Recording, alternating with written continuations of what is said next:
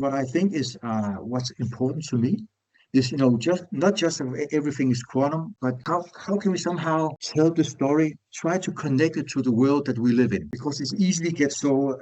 abstract when we talk about quantum. So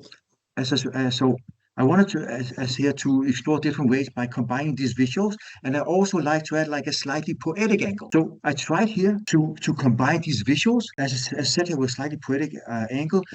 exactly to relate the quantum principles to the seasonal cycles of nature, and try this way to bridge the quantum world with the world we know it.